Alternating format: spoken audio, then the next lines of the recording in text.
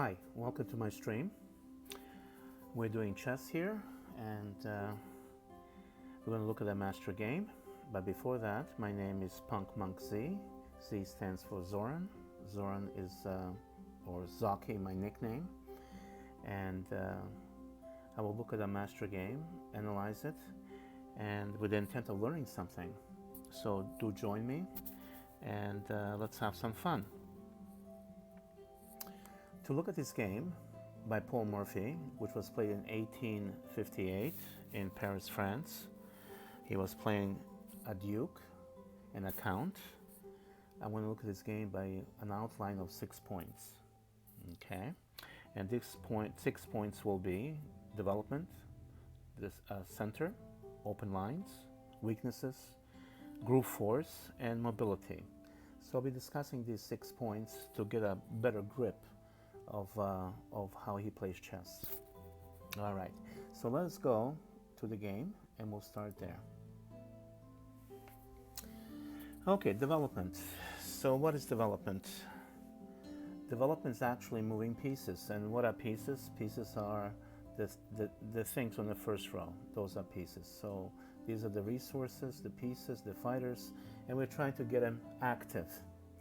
So development basically is activating these pieces into the game, moving them, okay? And the idea of development is to move every piece one time before moving a piece for the second time, okay? By the time you're moving a piece for the second time or third time, you're attacking and you're looking for some kind of combination to finish off the game. And that's development. And the center is where development or activation takes place. So the center are these 4 squares, and the squares around the 4 squares, which equal to 12. So let's take a look at them.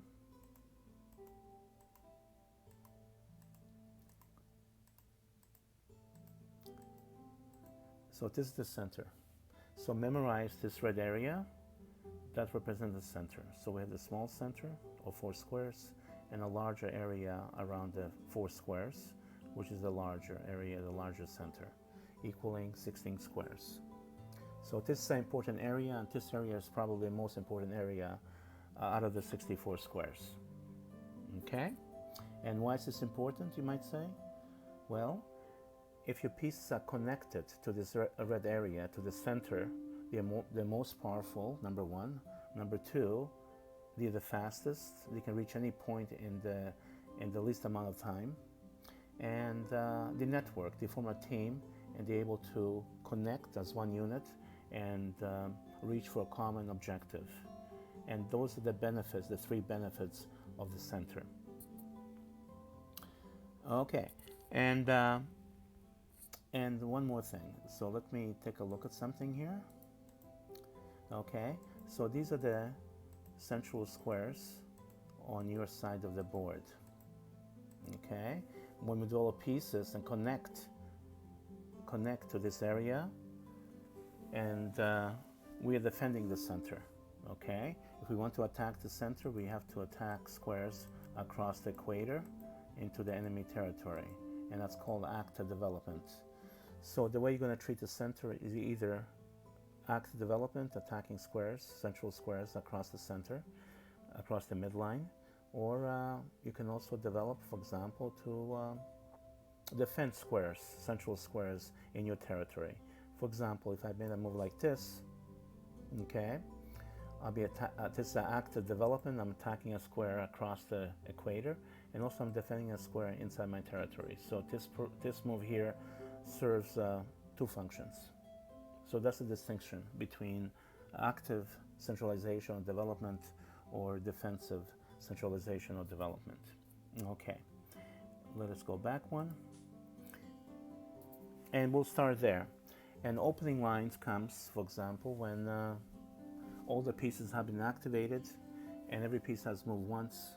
And now we're in a stage of the game where we're going to move the piece second or third time, and then we're opening lines. And that's part of the attacking process. And by doing this, we're sacrificing pieces or pawns, and doing that unifies our resources so we can reach a positive result.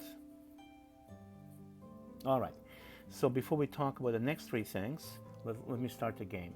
So Paul Morphy's white, and he plays e4. All right, e4. And black plays e5.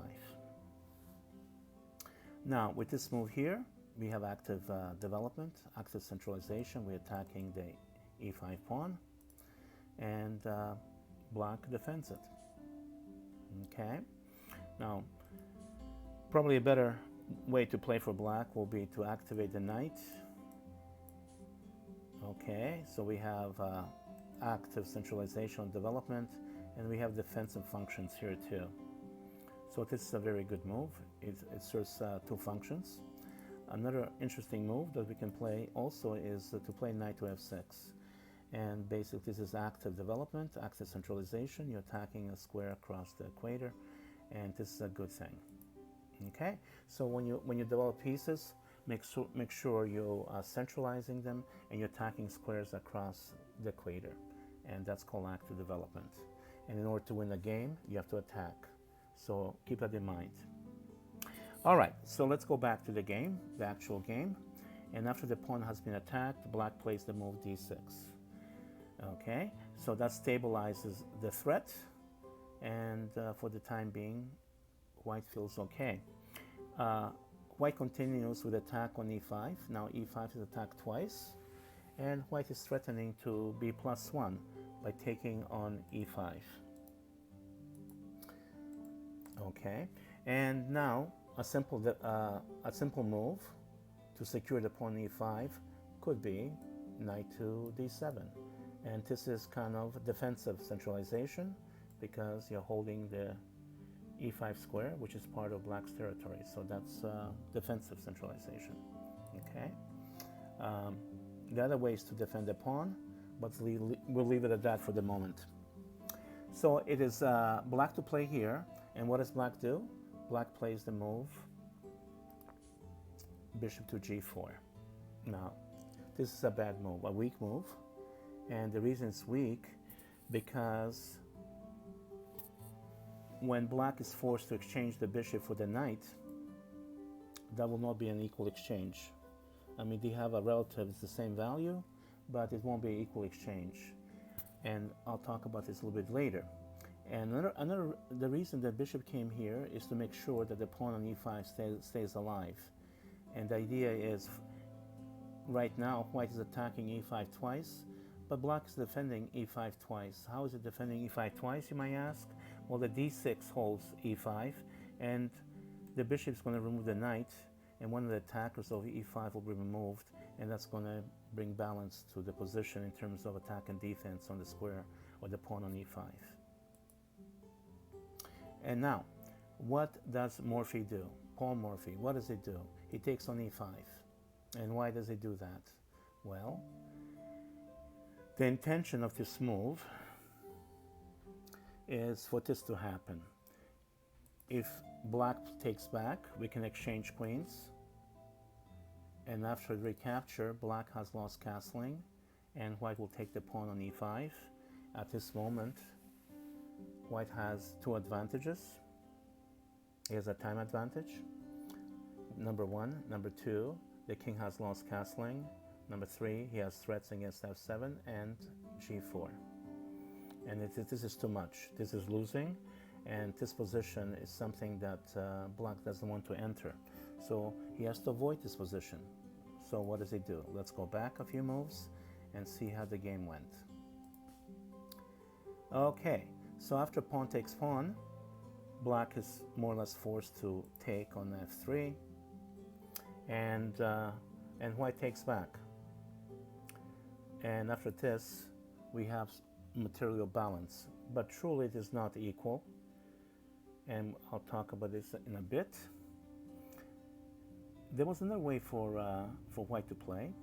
If he wanted to go into an endgame, like in this position here, he could have taken with the pawn. G takes f3, and after pawn takes pawn, queen takes queen, king takes back, and right now black has lost castling. That's a negative for black, And negative for black is that white has two bishops also. Okay, and then we have more pawns in the center.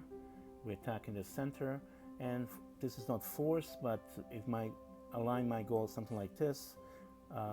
Black counterattacks. We take on e5. He takes back.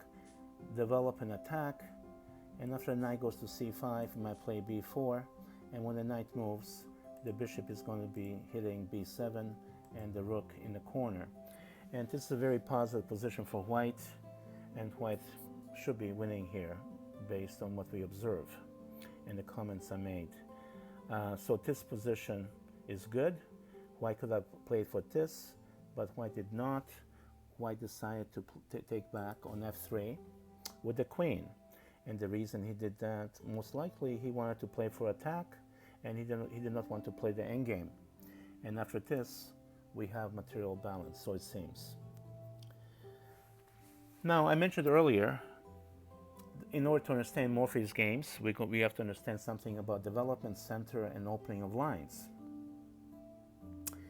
But let's talk about the next 3 points. And the first one of them, the fourth point, is weaknesses. So this position has weaknesses, and you have to identify these weaknesses, and then you can make a plan to play against them. So weaknesses become targets, and when you have targets, you attack them, and you want to eliminate them. And by doing that, you will either win material or give checkmate or get some positional gains. Okay, so every plan is guided, okay, by having weaknesses, and then the play is organized to take advantage of those weaknesses. Now the reason black has weaknesses because the bishop on c8 is gone, and the bishop on c8 is a natural protector of the white squares in the black camp, but it's gone, and therefore the white squares are weak. So white is going to attack the white squares. Any hostile object on the white squares will become a potential target. And before we start looking at some variations, I want to make a comment here that the position is symmetrical, and white has developed a piece. So under normal circumstances,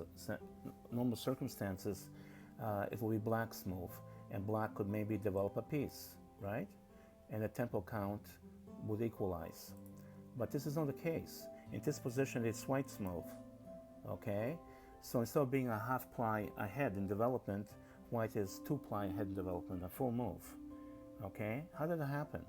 This happened because the bishop came out to g4, developed, removed the knight, and the knight was replaced by the queen, so white maintained development while the bishop disappeared from the board, and therefore there was no development.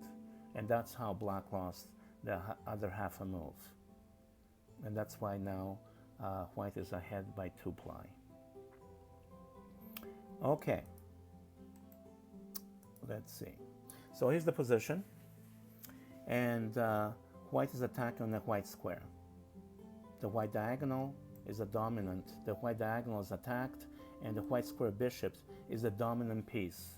So this is the MVP, the most valuable player, the bishop. It is dominant, and it's dominant. It's called a dominant bishop because black doesn't have one. Okay, so there's domination on the white squares because white has a bishop, white square bishop, and black does not have a white square bishop. So we have a dominant bishop, and this is the most valuable player in the position. And this player is going to set up play for the rest of the pieces in white's camp. All right, so right now we're threatening mate, scholar's mate. The queen will take on f7. The ratio of attacks with defenders is 2-1, and this will be a checkmate. Now, what did black do? Black played knight to f6, protecting and shielding f7. Okay, but what I'm going to do first, instead of continuing with the game, I want to look at some sidelines. Black could have played a little bit differently to defend, and we're going to look at those sidelines with the intent of demonstrating this white square initiative. Okay, so all this variation I'm going to show is to prove that there's some order, there's a method going on okay? And I want to demonstrate that there's a method, there's an order to how things are done, okay? And there's something that's guiding the play. And what is guiding the play is the weaknesses in black's position, okay? So these weaknesses tell white what to attack, okay? And I want to demonstrate some variations to prove that point. Okay, in this position, queen can take on f7, like I said, with a checkmate. Black has several ways to defend. He can defend with queen to e7, or he can defend with queen to f6. So those are two possibilities. Okay, we're going to look at both of them and see what happens. Let's start with queen to f6. If queen to f6, white will continue with attack on the white squares. You see that? White on attack on the white squares. Another point I want to mention is that there's something constant in the play, and there's something and there's a variable. So there's something constant, and there's something that changes. What is constant is the aim, and the aim is attack on the white squares. And what changes are the variations, okay? Because black can choose different defensive setups, and that will create different variations. But what pulls all of this together, it is the aim to attack the white squares. So there's always the aim, and the aim will kind of direct what kind of variations will be created, okay? So the aim is constant, variations are changing. All right, so now we're attacking with the queen on b3. We have a double attack. We're attacking here, and we're attacking here. f7 is guarded twice, and white is attacking f7 twice. So f7 is stable at the moment, but the b7 pawn is not guarded. So the attacking group is 1, defensive is 0. So it's 1 to 0. So b7 is in danger of being lost. So what can black do here? Well, he can play the move b6, and that protects the white square, and there's no more target on b7 because it moved to b6. And how do we continue? Well, if you remember development, on every turn that white has, he should develop a new piece, move a piece for the first time, okay? Till there's no more moves for the first time, and you're moving for the second time with a piece. So we move knight to c3. That's development, and that's also active centralization. We can see across the equator, and from here it will create new threats. Okay. All right. So what does black do here? Well, he has to maybe defend that some way. So there are two ways to do this. In this position, maybe he can play the move c6, or maybe he can ignore it and play bishop to c5 and create a dark square initiative against f2. Yes? So those are the two possibilities. Let's take a look at each one of them. Okay, so if c6 is played,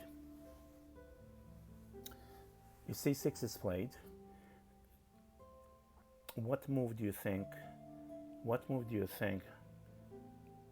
white can play here? Okay, let me take a little time out, and let me take a look at the chat. And can anybody tell me what move you would play if you were Paul Morphy and you were playing white? What move would you choose to play here? And I'll give you about 20 seconds or so, and maybe I can see a text, and we'll go from there. Right now, in the chat, we have two people, Lure XX and Zaki Chess. So maybe one of you guys can answer my question. So in this position,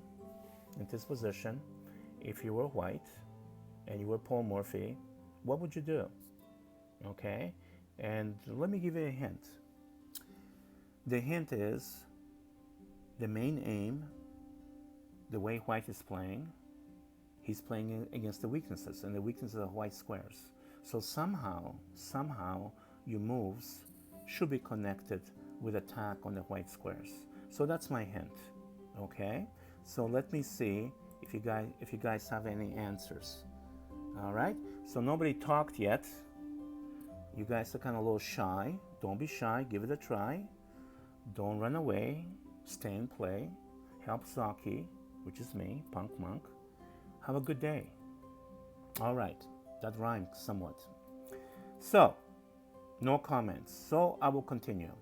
So let's take a look at the game again. And the move is, voila, bishop to where? Bishop to g5. All right. Well, this is a dark square bishop, and it runs on the dark squares and attacks dark squares. And the question I had before, how does the bishop on a dark square attack white squares?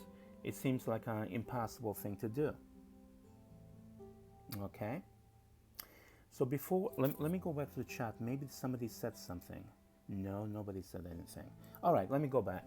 So after bishop to g5, in a way, we are adding more power to attacking group. Okay, how so? Well, so basically what we're trying to do when we have a weakness, we're trying to eliminate that weakness by two possible methods. Okay, we organize an attacking group of pieces to attack the weakness, and naturally black is going to set up a defensive team to neutralize the threats. And the whole idea is to have a superior group attacking an inferior group. Okay, if you can do that, you will win. So basically, when two sides clash, the side that wins is the side that has more force behind it. So we're trying to accumulate force, create more power, so the attacking team of white pieces, okay, will be stronger than the defending team of black pieces. Okay, so there's two ways to affect this. You can either add a piece to the attacking team, therefore increase attacking power, or you can subtract a piece from the defensive group and therefore subtracting defensive power. In either using method 1 or method 2, you're able to increase the power relationship between the two groups. So how does bishop to g5 do this? Well, the queen is attacking f7. The bishop is attacking f7. Okay? So we're attacking it twice. And black is defending f7 twice. So the idea of this move is to subtract one of the defenders, okay, and therefore weaken the defensive group by moving the queen away from f7. Okay? But you might say, well, doesn't white lose a piece because black queen can go yum yum, and white will be minus, let's say, 3. That is true, but now you have to calculate a little bit. Okay, if the queen does take the bishop, okay, white is minus 3, but after this, we pick up a pawn, and now we are minus 2.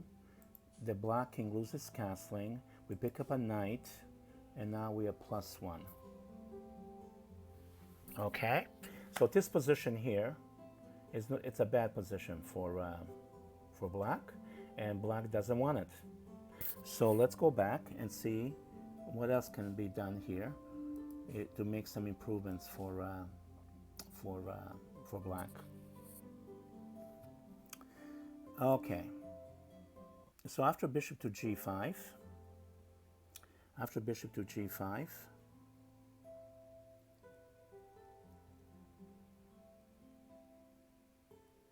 another move that black can play is queen to g6. Now, so in this situation, what is happening is that black refuses to let go of f7, and now there's parity on f7, and it's balanced, and the position is so unstable. Now, what white would like to do here is to be able to castle like this, and then be able to threaten checkmate here. But there's something wrong with this idea. It's a nice idea, but it's not realistic. Can somebody tell me what is wrong with this picture? Let me see. All right. I don't see any comments yet.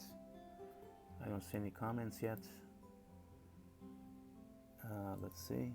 I don't see any comments. So I'm going to continue with the game. Okay.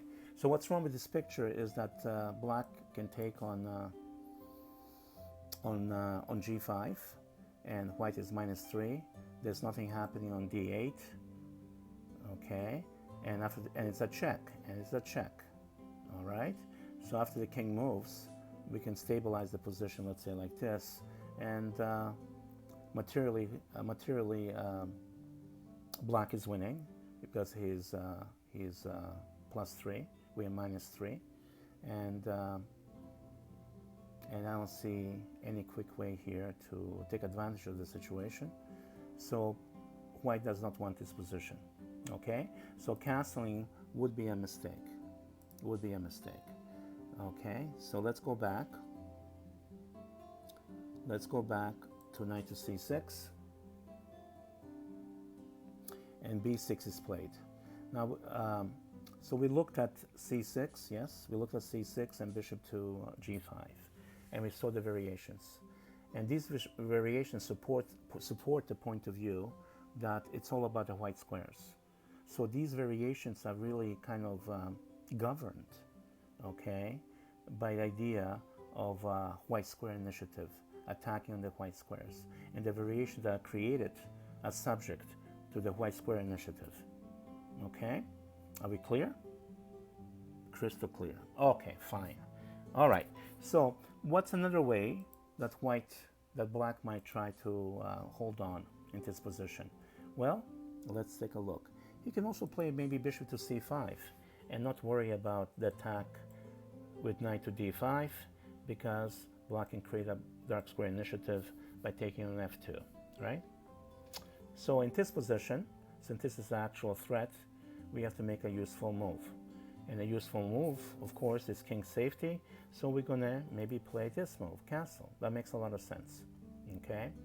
And now we're threatening to go with knight to d5 and to try to create something. And then black can play the move c6 to cancel that threat.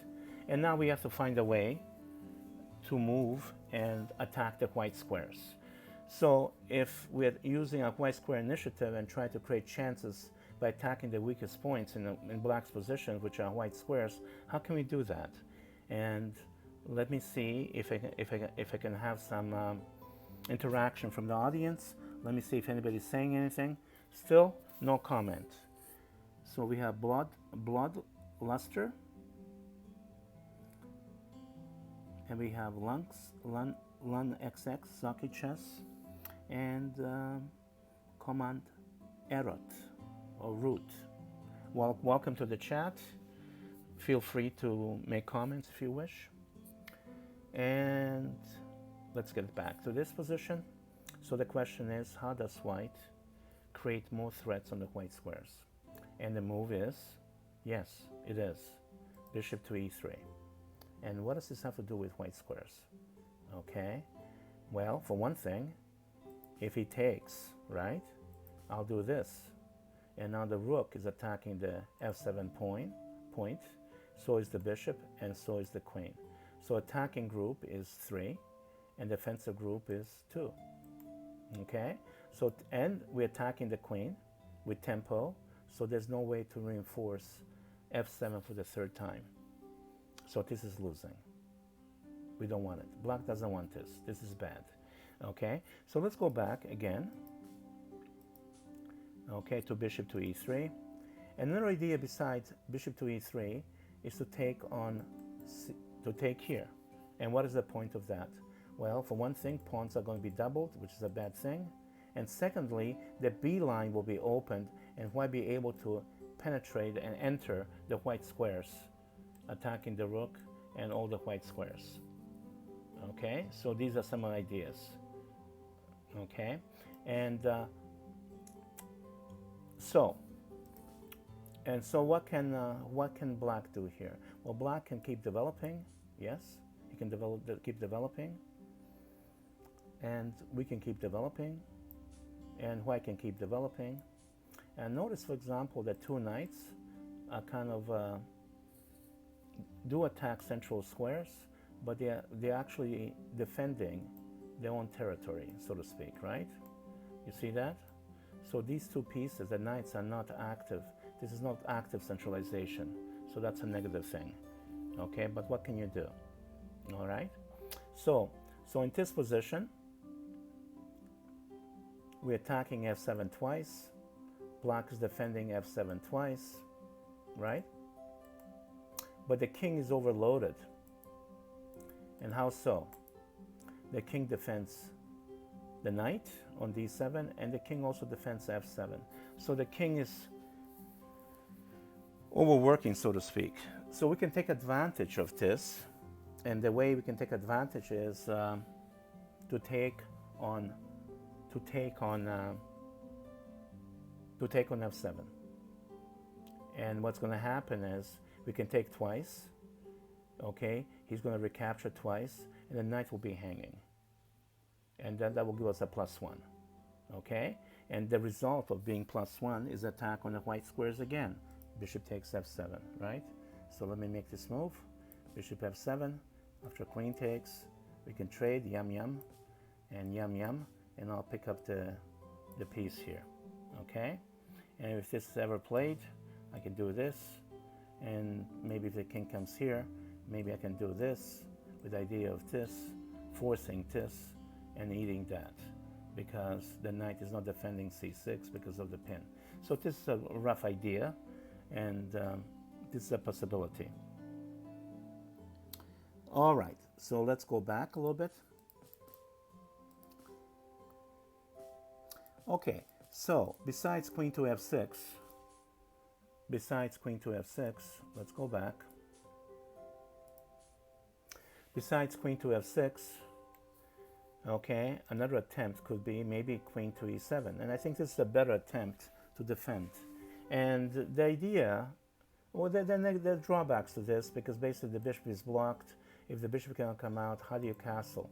I mean, this is a traffic jam, you know. So as a rule, you should develop pieces in such a way where they don't obstruct your own pieces. And black is obstructing the bishop, and the bishop is obstructing castling. So there's a certain domino effect, which is bad for black. All right, okay.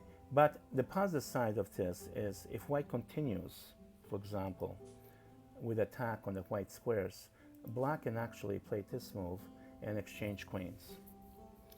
And if this is done, then most headaches for black will kind of be lessened, because probably it is better with the queens off.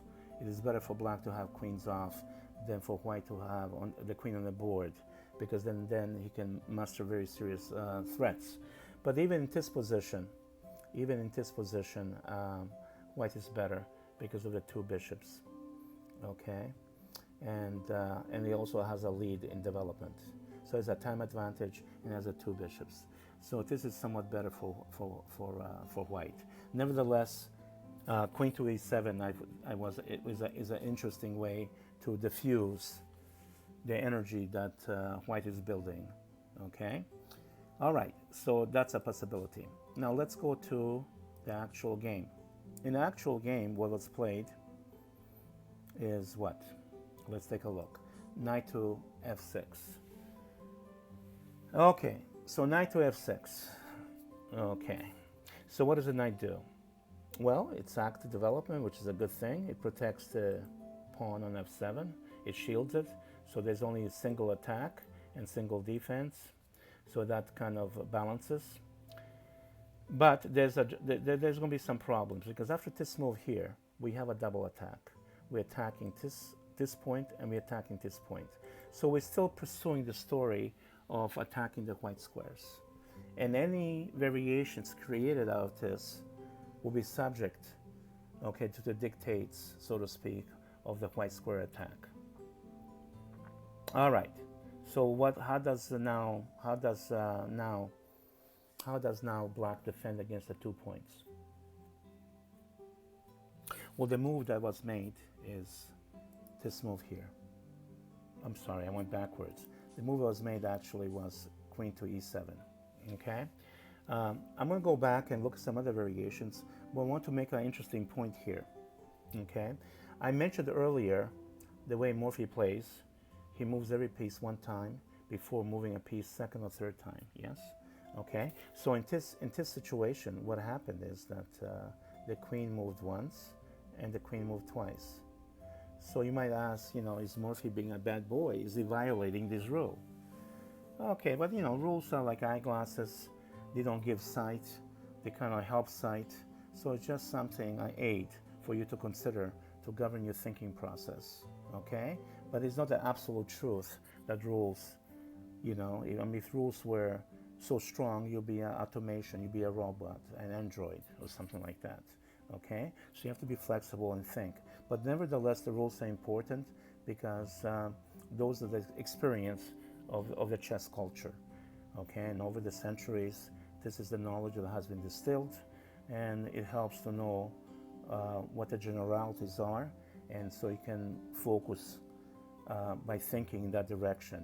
And in most cases, it will apply. And if it doesn't apply, those are exceptions.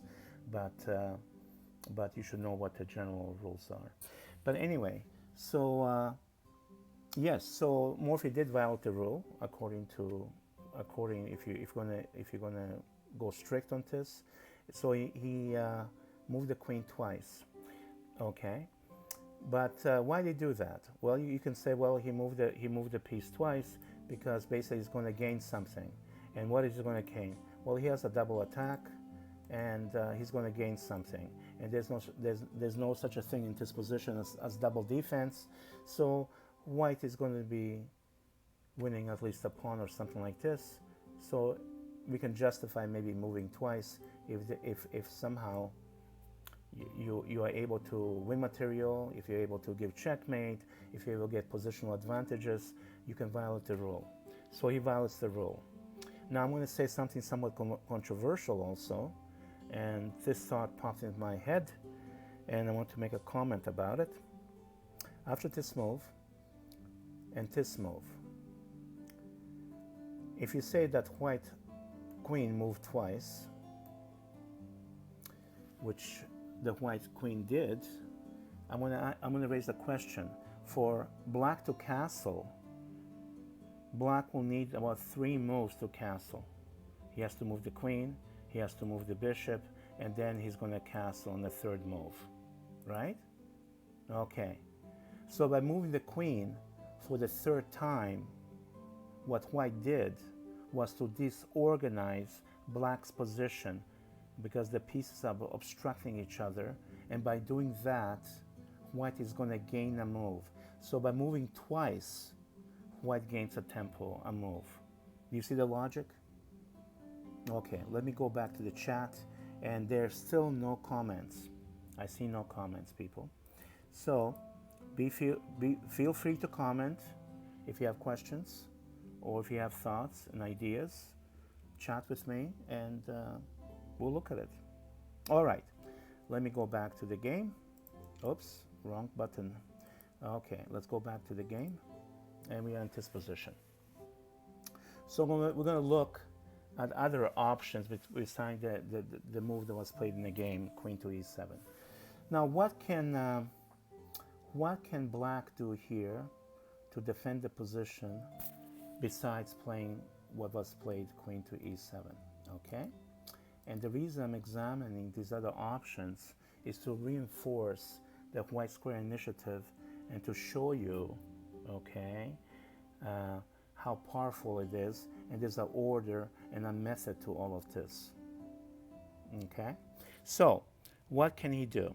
Let's take a look.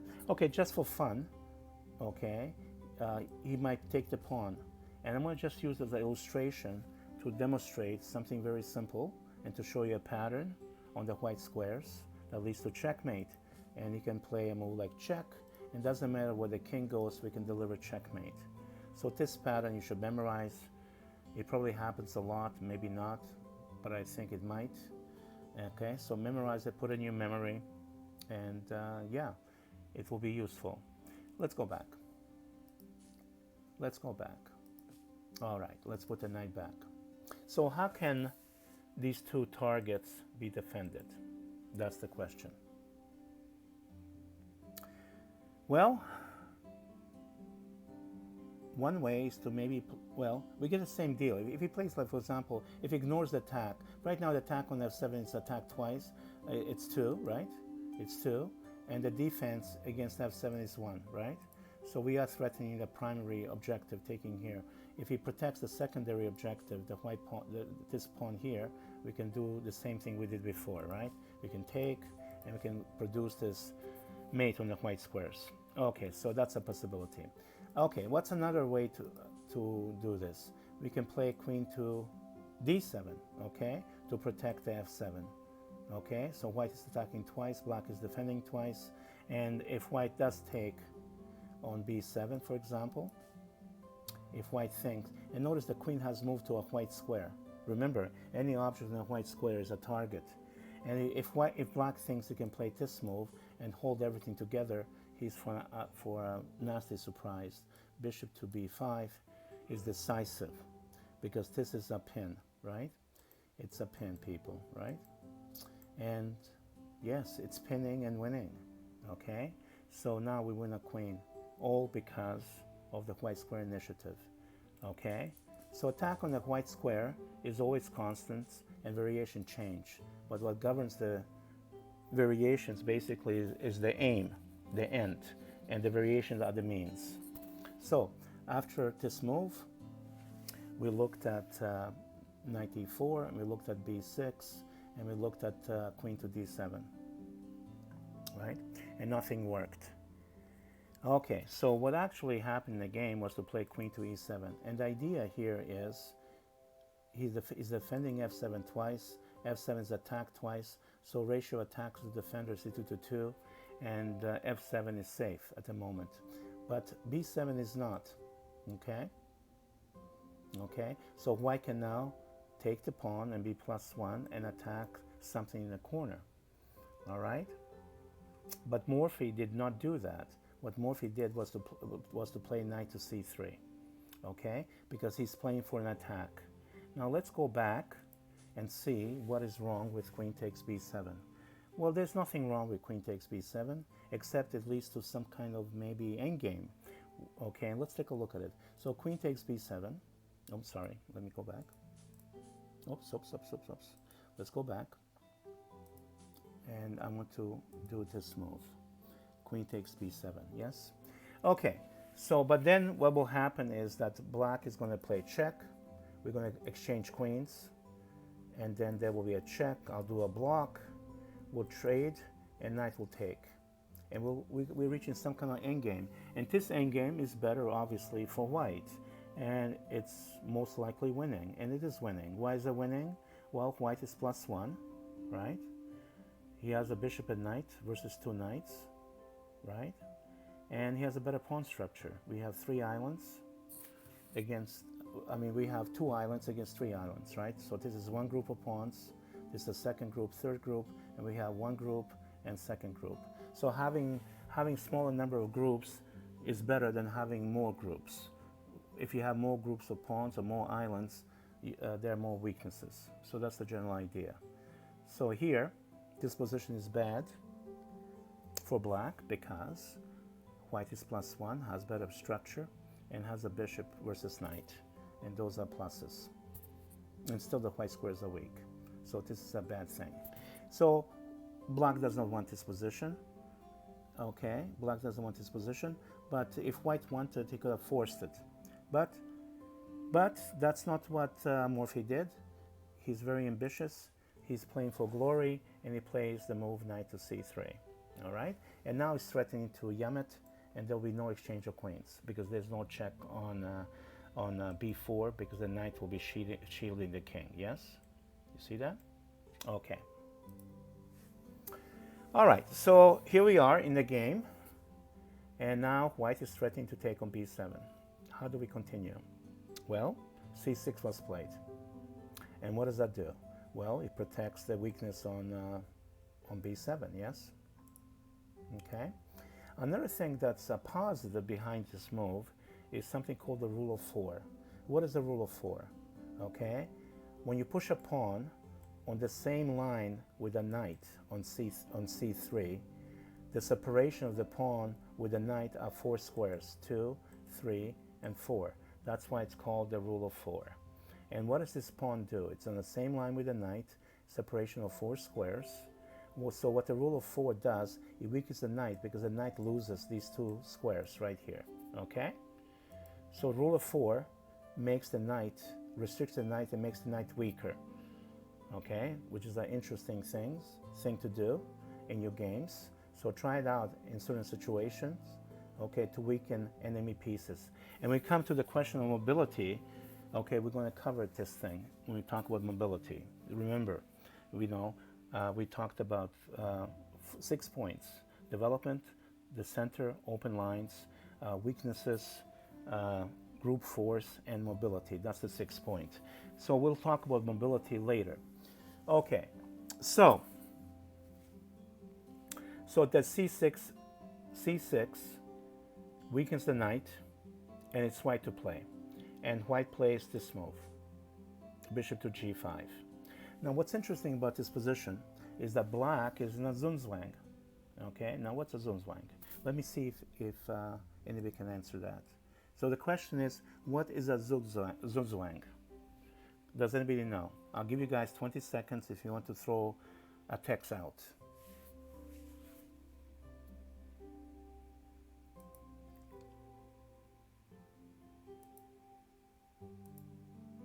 All right, no comment.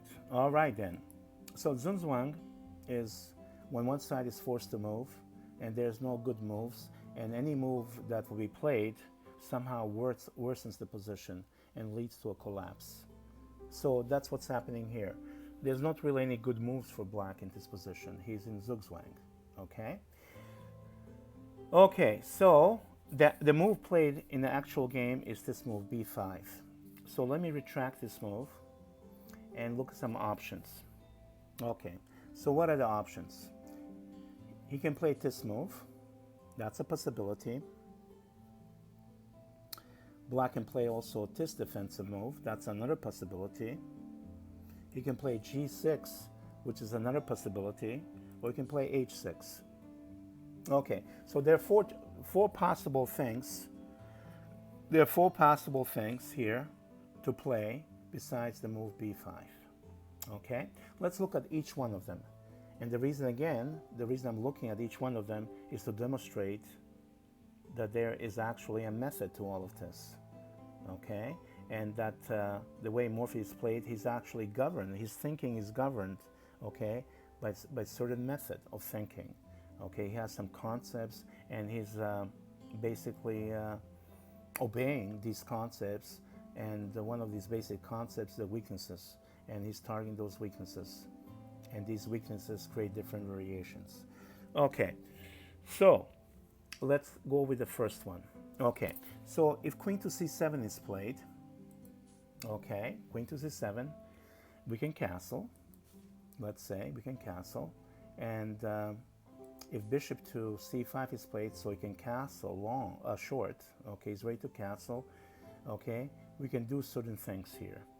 Okay, can anybody tell me, if you were white, what would you do? If you were Paul Morphy and you were playing white and you're Paul Morphy, what would your move be? Take your time. You have 20 seconds.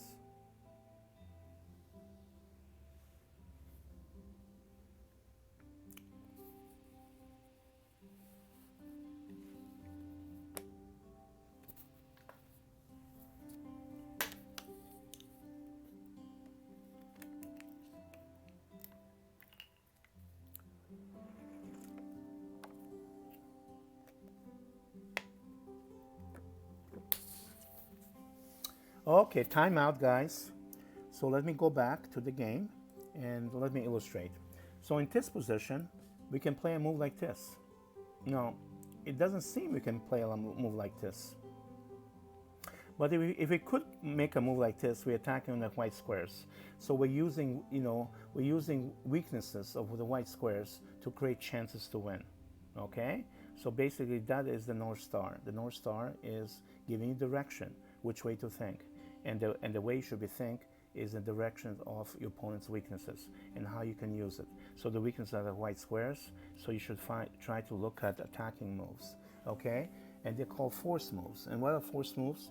Force moves are checks, captures, which is a capture, and it's a check actually. It's a check and a capture, but let's say it's a check, or captures, or threats. Those are forcing moves. So you should look at forcing moves, because if it's possible, you can transform a position in a very fast way into a winning position. Okay? So instead of playing a very long game, you can play a very short game, and it's going to be a brilliant game because you're going to win by combinations, by explosions, and brilliance. Okay? So we have yum yum here. Now let's go back a move and see why is this played. Well, white is attacking f7, and he's attacking it twice. Yeah? Can I make red? Yeah, I can make red. Can I make red? Yeah. He's attacking f7 twice. And f7 is guarded, it seems like, twice. So what's the deal here? Okay, how can he do that? Okay, so let's take a look. We can do it. We can do it because... So let's imagine we take once and he takes, right? Now, if I take again, I'm going to lose a queen, right? Well, I lost a bishop and a queen, right? But I got a pawn, so I'm just busted, okay? But if I take once and he takes once, I cannot take twice, okay? But I can play rook check and try to separate the king from the queen. So rook check is deflection, rook to d8. So now the question is, can this be played? Okay? Can this be played? Okay? So so that's the question. So let's try to imagine it. So bishop takes, queen takes, rook check. King has to keep contact with the queen. I can take the pawn, attack on the white squares on b7, check. And now, what's going to happen? The king on e7 is going to go to e6. I will trade queens. The king is going to recapture, and at the end we have a rook, LPDO. Loose pieces drop off. The rook in the corner on h8 has no friends, and I guess, like in life, it is unpleasant not to have friends. So, dear listener, try to have some friends. It can all be useful, I guess. Okay? So, let's look at the variation. Okay? So, bishop takes f7, and queen takes, and now deflection, and we're looking for separation. No separation. We could continue attacking the white squares on b7, and is there separation now? No. The king is the friend of the queen, but who's the friend of the rook? But now if I exchange queens, right, I can pick up a rook. So so what did I win here? I gave up a bishop, yes, but I won a rook and I won a pawn. So 5 and 1 is 6 minus 3, right? Wait a minute, is that what it is? Yeah, something like that. Okay, so we picked up a rook and a pawn, which is a 6, and we lost a bishop, right? Because the queen took the bishop here. Okay. All right then. Let's go back a little bit. And let's try another variation after what? After bishop to g5, right? Okay, so after bishop g5, we looked at the move queen to c7. And I demonstrated that white can still attack on the white squares and gain something by exploiting the weakness of the white squares. Okay, so what else can black do to defend? Okay, let's take a look. He can play a move like knight to a6. Okay, all right, so what is this about? Well, this is kind of, well, I don't know, I mean, what kind of development is this? According to our classification, this will be defensive development, and this is not a central square, so we cannot call it active centralization or active development. All right, but at least you're bringing a piece out. All right, but there's something wrong with this picture. What is wrong with this picture? We can do damage, number one, okay? Because the queen is fixed to the pawn on b7, okay? And b7 is a white square. So the queen is tied to the pawn on b7. So if I take the knight, right, the queen cannot maintain a healthy pawn structure on the king side because this point drops. And then after that, I'll be attacking like two pieces if the queen gets to b7, right? Okay, so if I take here, right, and I'll be attacking like these 2 points if the queen was on f6, right? Okay, so after I take the knight, he has to take with the pawn. It's forced, right? So now, right now, I have created more pawn islands for black, and we have double pawns, and these pawns are not really helping the bishop, are they?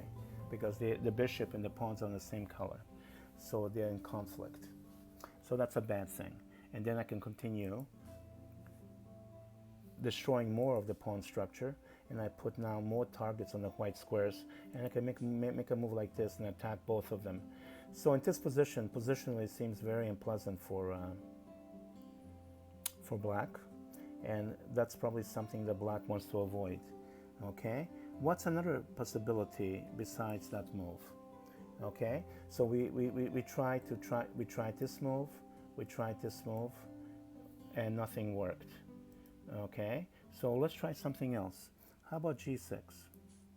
Well, this is a tactical error immediately. Why? Because the queen is fixed defending b7. So if I take the knight, for example, the queen has to move from defending b7, right? And we can just break in on the white squares. Again, it's about the white squares. Okay? So what governs these variations? What gives variations this life? It is basically the weaknesses of the white squares. All right? What else can happen here after bishop to g5? Let's go back. Okay, another possibility, I guess, black can try this move, right? But then we can do some damage like this. Yeah, we can do some damage to the pawn structure and create more pawn islands. We can castle, okay, put the king to safety, and the rook has active centralization, active development. And now, what can black do? Well, black can play this. I mean, that makes some sense. So it can get out of there, get out of dodge, castle, right?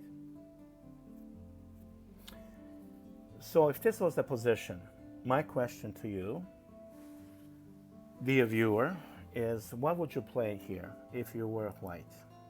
Take your time and tell me.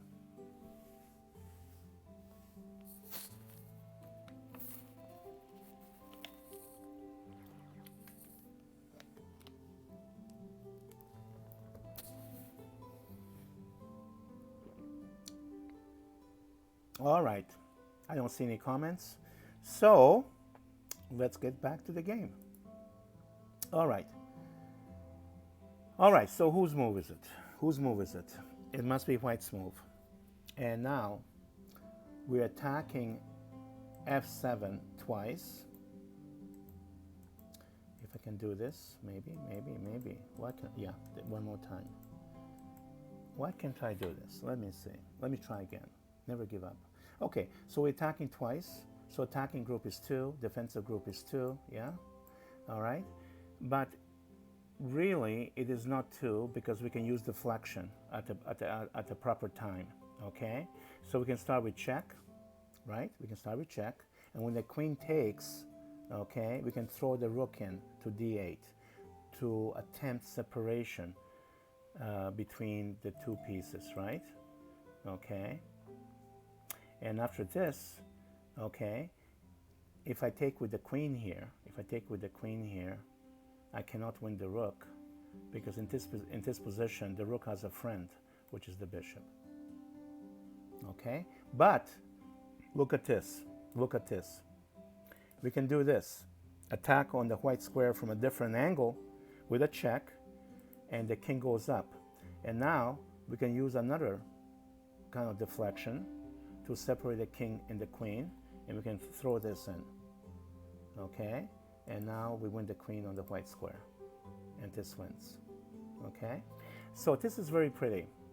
So we looked at different defensive setups, and none of them worked, and all of these variations were governed, okay, or dictated by, okay, the white square weaknesses, and white players' thinking was based on those weaknesses, and he found the variations based on the weaknesses themselves, which were white squares.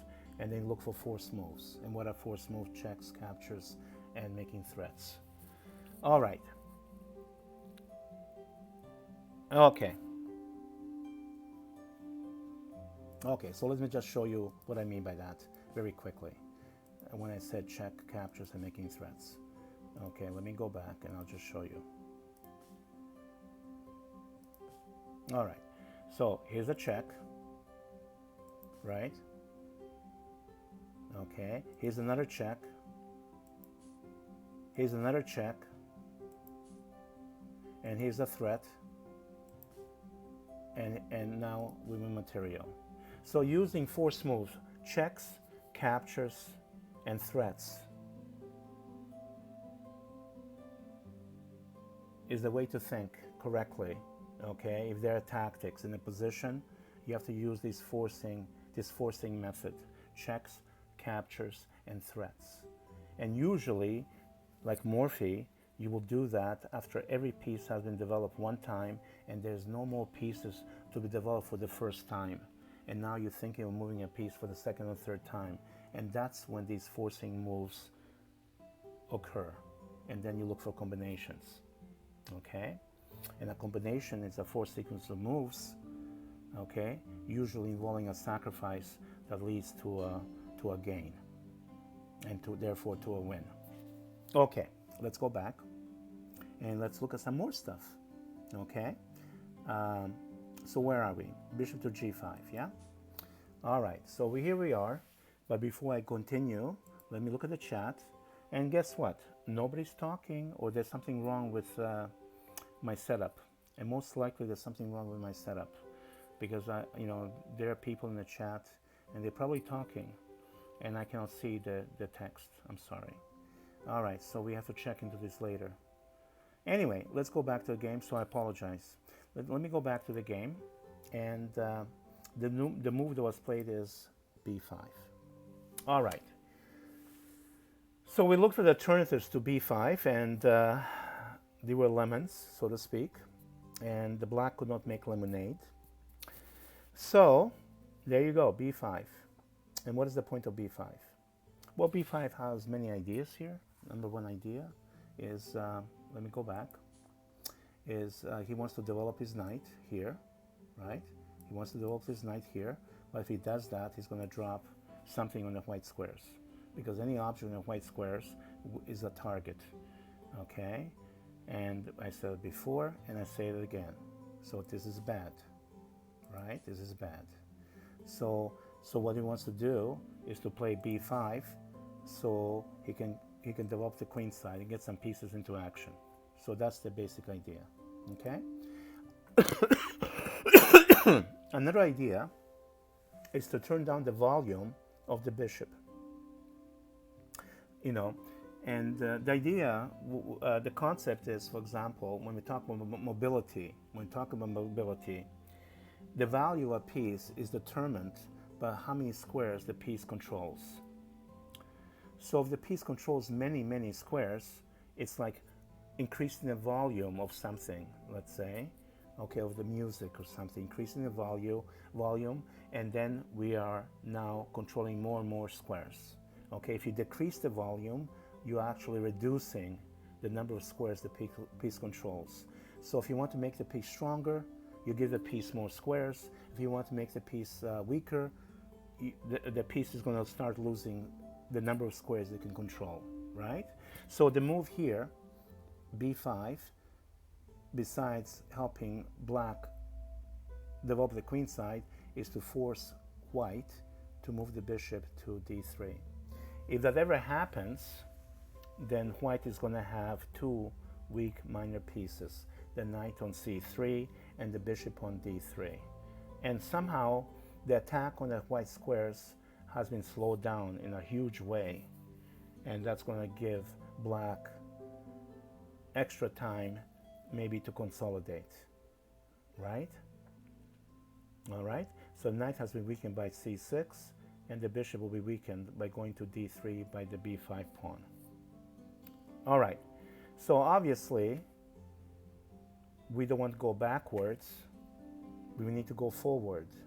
So we need to sacrifice something on b5. Okay? So what do we sacrifice? Well, obvious, it has to be the weaker piece, the weaker minor piece.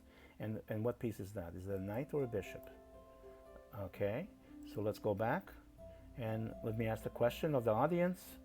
Does white sacrifice the knight or the bishop? And why? All right, you have about 20 seconds or so, and let me see if I can get a text.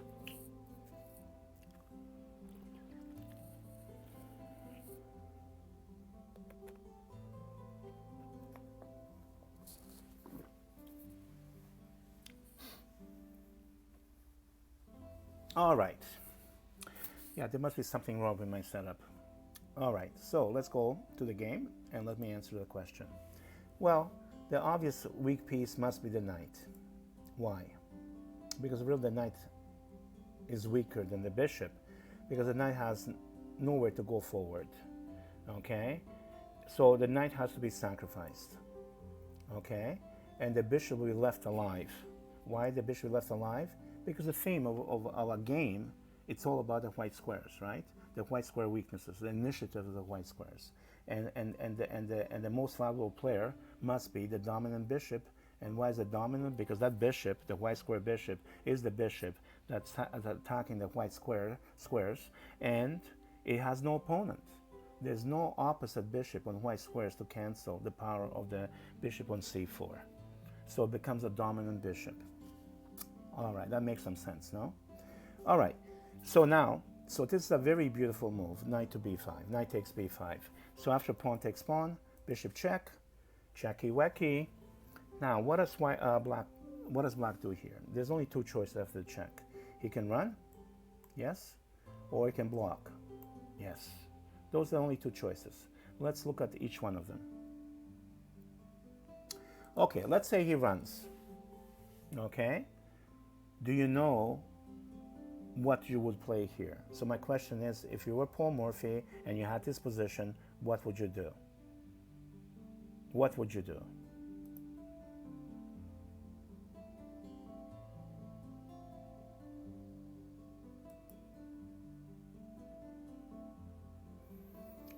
You were probably thinking, you will castle, attack the king, and the king has been castled also, so basically you're killing two birds with one stone, so to speak. You're making a king safe and you're activating the rook, and that's a good thing, right? That's the normal reaction, I would think. Okay, but there's something a little bit better here, and the reason it's better because of tactics and force moves. Okay, so if there are tactical elements to the position, the way to exploit them is to use forced moves, and that's a method, the method of forced moves. And those are what? What type of moves? There's only three, like Three Musketeers: checks, captures, or threats. Okay, that's it. Okay, so by taking on f6, and the knight was on f6, and the knight on f6 was protecting the white squares. And since our theme is attacking the white squares, I need to eliminate the knight in this position. And why? So I can land the queen on a white square d5. And that's a check, it's a double attack, and we have a casualty in the corner. So the conclusion here is very simple. It's very simple. And what's the conclusion? The conclusion is that the king cannot move. The king should not run. So the only thing left is to move the knight. And we have this position. Well, since our main theme is castling, since our main theme is attacking the white squares, this makes a lot of sense. And now we're attacking d7 twice, and it's guarded by 0. If I took on d7, the queen will not take it. That will mean the queen will be a liability, will be a casualty, and the knight cannot take because the knight is shielding the queen from the bishop. Okay, so this is very bad. So now we have 2 attackers, 0 defenders, and the only move left on the board for black to stabilize the position is to play this move. Now, before I continue here, I want to make a few comments. Like usual, I'm making comments all the time by talking, so I don't know why I say I have to make comments. Okay. So as I look at this position, I notice white has one piece which is not functional in terms of attack, which is the rook on h1. Okay, and somehow I have to use pieces. Okay, I have to use a piece. How do I use the rook on h1? Okay, to become a part of the attack. Well, I can play something slow like this, and then move the rook behind it, and I double my rooks, and that will increase the number of attackers. And yeah, that would be a good idea. Okay, but it's going to take 2 moves to set it up. Okay, and this quiet move, like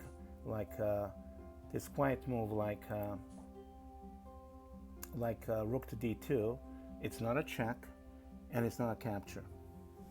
Okay.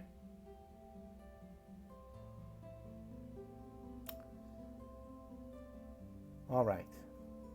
And also I noticed, again, back to the rook on h1, right? Rook on h1, since it has really no function in terms of attack, I would like to get rid of it. Okay? And now, do you remember my explanation how to attack the formula, attacking versus defensive ratio idea? And one method is to add more attackers to the attacking group, or the other method is to subtract something from the defensive group, right? Okay, so right now my attacking group is 4, queen, rook, and the 2 bishops, right? So let me cancel that. So this is my attacking group, right? And the defensive group for black, well, we can say maybe it's the rook, the knight, and this knight, right? So right now the ratio will be 4 to 3 if we use this standard. Okay? Another standard we can use is mobility. The only unit that can move is the queen. So we can say it's 4 to 1 in terms of attacking defensive ratio. So black is outnumbered, and white has a favorable mismatch, and it's a good thing for white. Okay. Okay. So the idea now, how can I somehow subtract something from the defensive group? If I can exchange my rook for the knight, okay, I will still maintain the 4 attacking pieces, but I will remove the number of defenders in black's position. So therefore, who will this favor? This must favor white, okay, because I have subtracted from the defensive side, and therefore I have improved my chances, yes? Okay, and how do I do that? Well, let's make some moves and find out. So what I want to do, I want to make the rook disappear, and I want to make the knight disappear. Okay? How do I do that? Yum yum, and after yum yum, we have this. And we have still 4 attacking pieces, like I said, and one of the defenders have been removed. And this must favor white. Okay? Now, when black played this move, try to trade down, because overall he has maybe more material. Okay? What Morphy played is a beautiful combination. Okay, there are a few continuations. We're going to look at them, but let's look at what Morphy did. Morphy played bishop takes d7, attack on the white squares, and after this, okay, what Morphy wants to do is to play rook to d8, and this is called opera mate. Yeah. Okay, that's what he wants to do, but there's an obstacle in the way of the rook, and to remove the obstacle, he sacrifices his queen, and now opens up the D line, and white is now able to give mate on the dark square, and now we have a dark square initiative. So practically all the game was based on white squares, and we finished on the dark squares. Okay, and what is attacking ratio? Attacking ratio is 1, 2 pieces versus 0. There's no defenders, it's checkmate. So attacking defensive ratio is like 2 to zip. And so if you want to win, you have to always create a favorable mismatch in terms of group force. Yes? Now let me go back and talk a little bit about mobility. Let me talk about a little bit about mobility, which is important. Oh, well, before that, let me show some other variations first. Okay, hold on. Yeah, so we have this position, and black wants to exchange. What we can do here, we can take on f6 first. And the idea of taking f6, we're weakening the white squares, because the knight naturally was guarding the white squares, yes? Okay, so now if the queen if black trades queens, we can now mate on the white squares. It's checkmate. So this is a way to do it.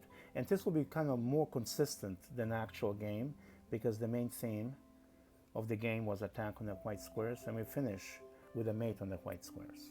And this is kind of pretty in terms of consistency. But what Morphy did was a beautiful queen sacrifice. Anyway, what else can black do to improve?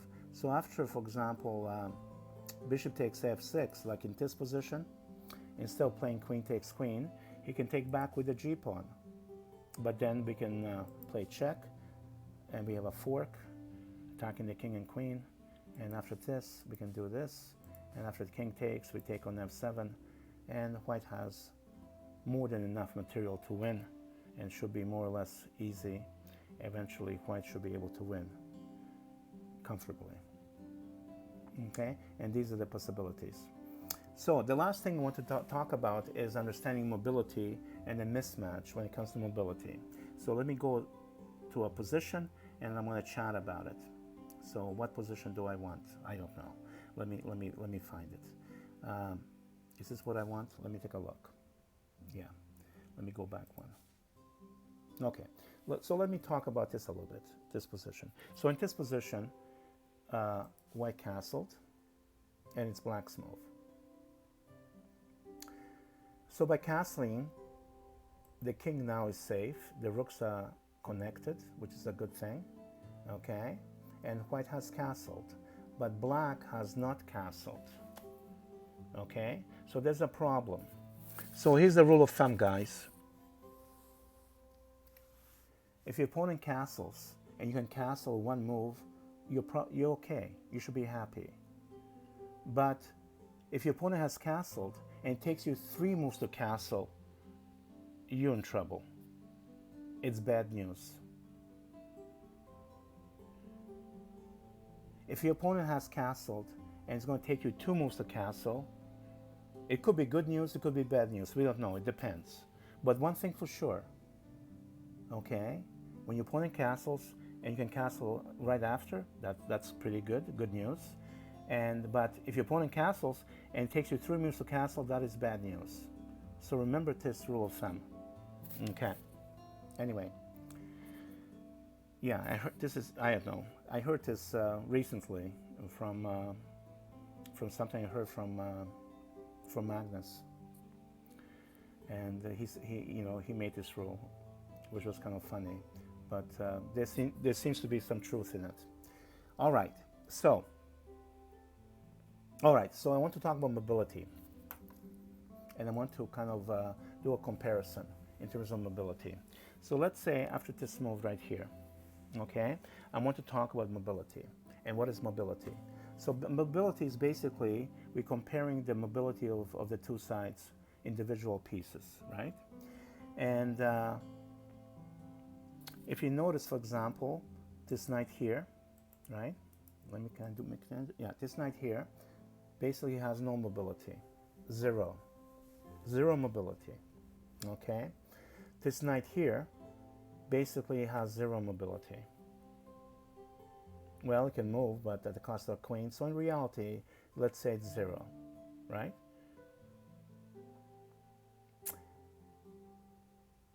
And the rook only has 1 square mobility. If I ever took on d7, you will take back with the rook. It has 1 square mobility, right? 1 square mobility, okay? So basically 0 mobility, and then 1 square mobility, okay? In terms of mobility, what is this, okay? What is this? It makes no sense, okay? The knights are not knights, and the rook is not a rook, okay? Now, let's do some more experimentation, okay? This controversial thinking, okay? What is the function of a knight? Well, first of all, it has no mobility, so the function of a knight is to shield the king, right, against the bishop, right? So a knight is like a human shield, a living shield, so to speak. If you look at the pieces of living things, you can say it as a living shield of some sort. And yeah, so this is a shield protecting the king, and this is a shield protecting the king. So the only function the knights have is protecting more valuable pieces. But the mobility, let's say it's 0. Okay? And they're knights. This is bad. Okay? And the rook mobility is only 1 square, right? So here's my question. Here's the controversial question. If my knight was a pawn, it will have the same function of shielding the king in this spin situation. So if the knight was a pawn, the knight and the pawn will have the same function, right? Same function, because the knight has no mobility, so the knight and the pawn will have the same function. Well, guess what? The knight has been reduced to a pawn. Well, this is true also over here, okay? If the knight was a pawn, right? If the knight was a pawn, let me see if I can do this. Let me see my, yeah. So if this knight was a pawn, it will be no different, okay? If the knight was a pawn or a knight, it will have the same function. So knight has been reduced to a pawn. And that's also true if the knight on f6 was a pawn, right? Same thing. So the two knights, it seems to me, are like pawns. Now what about the rook? Well, guess what? If I had a pawn here, now I know this is the 8th rank and you cannot put a pawn on the 8th rank, but let's say for discussion, for the sake of discussion, if I had a pawn here, the pawn will protect the knight, yes? Well, the rook does the same thing, right? So the pawn is protecting the knight 1 square, and the rook is protecting the knight 1 square. Do you know what I'm going to say? Do you know what I'm going to say? Okay, let me see the chat. Nothing happens in the chat, so let me go back. I'm going to make a point that the rook is a pawn, right?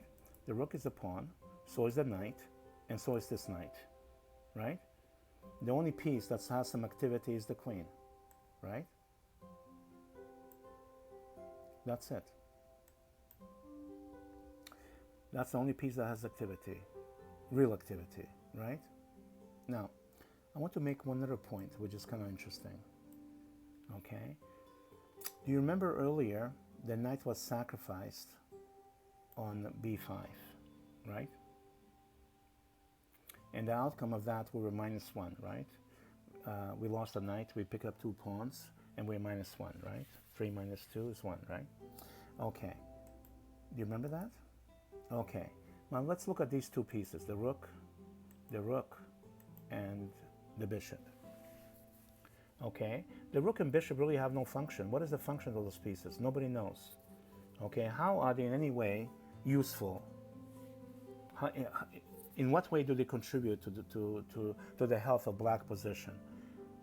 In none way. In none way. They're detrimental. Okay? The rooks are bad. They're sleepers. They're sleepers. Okay? These two pieces are sleepers. So my question to you is, let's pretend the rook and the bishop were captured and they are off the board. What is the difference if the rook and bishop are off the board or if they are in their positions right here? And they are in a sleeping state, or they are dead and they are off the board. There's no difference. So here's my point I want to make. Here's the point. If we're -1 because we sacrificed something on b5, why can't we claim that we won the rook and we won the bishop, and let's say the value is 8, 5 and 3, let's say it's 8, and we're -1 because because of this, we sacked the knight, we got 2 pawns, so we're -1, we are +8. Why can we claim that we're +7? And in this position, there's no material deficit. We actually have a material advantage. We're +7. Anyway, it's a strange thought, but there's some logic behind it. There's some logic, okay? So, to recap everything, I talked about development, I talked about centralization, I talked about open lines, okay? I talked about weaknesses, group force, and mobility, okay? So using these tools, these concepts, when we go over the game, that's going to help you understand the game better, okay? And the game is very short. It's only 17 moves, okay? So I think it's a very good idea if you memorize the game, okay? And not just because it's the most famous game in the history of chess, but because it's going to help you play better chess. And by understanding how the game is played, you can replay it, think about what was said, and you can test it out and make sense of it. Another benefit of memorizing the game is basically it's going to help you to visualize. So when you memorize the game, you can play the game in your mind's eye, right? You can play it in your head. You can close your eyes and replay the game since you have memorized it, okay? Now if you do that, you will experience visualization. And if you experience visualization, then you will know that you can visualize. And in order to calculate, you must visualize. If you cannot visualize, you cannot calculate.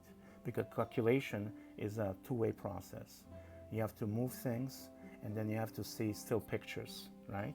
When you visualize, you're taking a snapshot of the position, there's no movement, there's rest. So calculation is movement, excuse me. So calculation is movement and rest. So when you rest, you have to see the still picture. There's no motion, okay? So that's what calculation is, movement and rest. And when you rest, you visualize, okay? So by learning this game, you're going to develop and experience the ability to visualize, okay? And that's going to help you with the process of calculation. And then you become a better player. Try it, it might help. The last thing I want to discuss and reinforce what I was talking about is to take a look at maybe a few snapshots. And let's take a look at this position. And I want to make a few comments here. Okay. So the Morphy game, it was all about the white squares, white square initiative. Okay. In this position, it's about the dark squares. Okay. So where are the weaknesses in this position? The pawn on d6 is on a dark square. There's no friendly pawns protecting it. So the pawn on d6 is weak because it has no friends, no pawn friends to protect it. Okay? So this is our primary target, right? Okay. And then the secondary weakness is the square d5. If I can land a piece here on d5, black will not have the ability to attack it and chase it away, right? All right. So in actuality, there are two weaknesses: the pawn on d6, right, and the square d5. Okay. But we're talking about dark square initiative, and our target is the dark squares, the pawn on d6. Now, so this is a weakness. If white could somehow play d5 without losing material, that's what it should do. Get rid of the backward pawn, okay? But in this situation, there's a deterrent. We have a pawn and we have a knight, which discourage that advance to d5. All right, so that's the introduction to what I'm doing. So let me take another snapshot here or another position. Let me do this. Okay, here's the position. So it's about dark square initiative. We're attacking the pawn on d6. All right. So let's look at our attacking team, the attacking pieces. Let's look at the attacking force. It numbers in 1, 2, 3, and 4. So white has a group of 4 attacking the weakness on d6, right?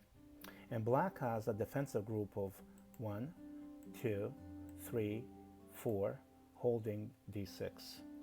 So right now there's a balance between attackers and defenders, and white cannot capture on d6. It's balanced. So in order to win, what has to happen is that white either has to make his attacking group bigger and stronger by introducing a new piece into the attack, by adding a new piece in the attack, or he has to subtract something from the defensive group. Okay, I don't see how we can use the second method of subtracting something from the defensive group, but we can do something else. And can you tell me what that might be? Anybody? All right, no text, so I'll go back to the example and we'll take a look at this.